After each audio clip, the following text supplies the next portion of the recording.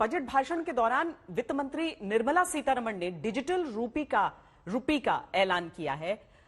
ये एक digital currency होगी। वित्त मंत्री ने कहा कि वित्त वर्ष 2022 से 23 की शुरुआत में ही आरबीआई की डिजिटल करेंसी डिजिटल रुपी को लॉन्च किया जाएगा। इसका मतलब यह हुआ कि आने वाले समय में आप अपने पर्स में कागज के नोट या प्लास्टिक मनी जैसे क्रेडिट और डेबिट कार्ड रखने की जरूरत नहीं होगी। डिजिटल रुपी के जरिए आप सभी तरह के पेमेंट्स और ट्रांजैक्शंस कर सकते हैं। हालांकि अभी भी डिजिटल पेमेंट के जरिए आप ऐसा कर रहे हैं, लेकिन डिजिटल रुपी और डिजिटल पेमेंट में बहुत अंतर है। आज डिजिटल रुपए को लेकर आपके मन में कई सवाल होंगे, लेकिन इससे पहले यह समझ लेते हैं कि डिजिटल करेंसी लाने के पीछे सरकार की मंशा क्या है। सबसे पहली वजह तो यह है कि सरकार कैशलेस इकोनॉमी को बढ़ावा देना चाहती है। इससे कैश पर निर्भरता काफी कम हो जाएगी। एक आंकड़े के अनुसार भारत में हर साल करीब 30 लाख करोड़ रुपए का कैश ट्रांजैक्शन होता है। डिजिटल रुपी एक कॉस्ट इफेक्टिव यानी कम खर्चीली तकनीक है। इससे सरकार को नोट छापने और इसके ट्रांसपोर्टेशन का खर्च बच जाएगा।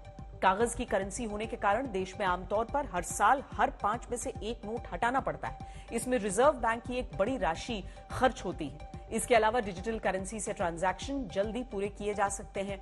मौजूदा दौर में डिजिटल ट्रांजैक्शन में 1 मिनट से लेकर 48 घंटे तक का समय लगता है।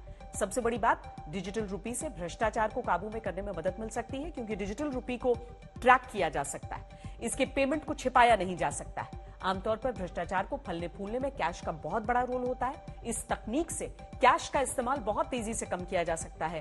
डिजिटल रुपी को ब्लॉकचेन टेक्नोलॉजी और कई दूसरी डिजिटल टेक्नोलॉजी के इस्तेमाल के जरिए मार्केट में उतारा जाएगा। ऐसा माना जा रहा है कि डिजिटल रुपी वाली ये तकनीक देश में डिजिटल इकोनॉमी के क्षेत्र में एक क्रांतिकारी कदम साबित होगा। इसे लेकर वित्त मंत्री निर्मला सीतारमण ने क्या कहा है, ये आपको जरूर सुनना चाहिए। Introduction of a central bank digital currency will give a big boost to digital economy. Digital currency will also lead to a more efficient and cheaper currency management system.